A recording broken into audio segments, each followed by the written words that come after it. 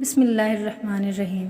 غزوہ بدر 2 ہجری 17 رمضان المبارک جمعہ کا بابرکت دن تھا جب غزوہ بدر رونما ہوا۔ قرآن مجید میں اسے یوم الفرقان فرمایا گیا۔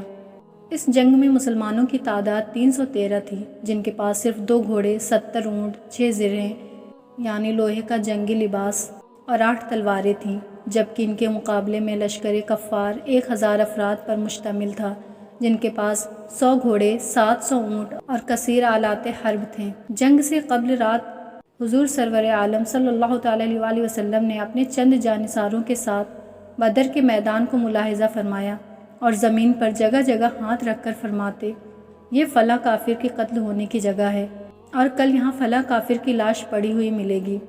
چنانچہ راوی فرماتے ہیں، ویسا ہی ہوا جیسا فرمایا تھا، اور ان میں سے کسی نے اس لکیر سے بال برابر بھی تجاوز نہ کیا۔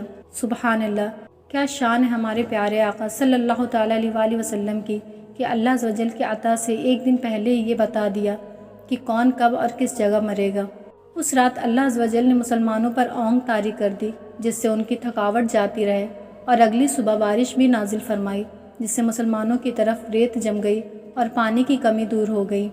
آقا صلی اللہ تعالیٰ علیہ وسلم نے تمام رات اپنے رب عز و جل کے حضور عجز و نیاز میں گزاری اور صبح مسلمانوں کو نماز فجر کے لیے بیدار فرمایا۔ نماز کے بعد ایک خطبہ ارشاد فرمایا، جس سے مسلمان شوق شہادت سے سرشار ہو گئے۔ حضور رحمت دو عالم صلی اللہ تعالیٰ علیہ وسلم نے پہلے مسلمانوں کے لشکر کی جانب نظر فرمائی، پھر کفار کی طرف دیکھا اور دعا کی، یا رب، اپنا وعدہ سچ فرما جو تو نے مجھ سے کیا ہے۔ اگر مسلمانوں کا یہ گروہ ہلاک ہو گیا تو روئے زمین پر تیری عبادت نہ کی جائے گی۔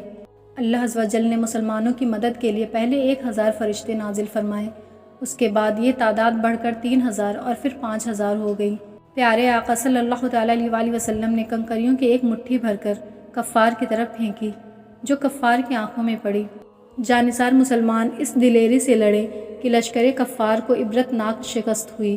70 کفار واصل جہنم اور اسی قدر گرفتار ہوئے، جبکہ 14 مسلمانوں نے جام شہادت نوش کیا۔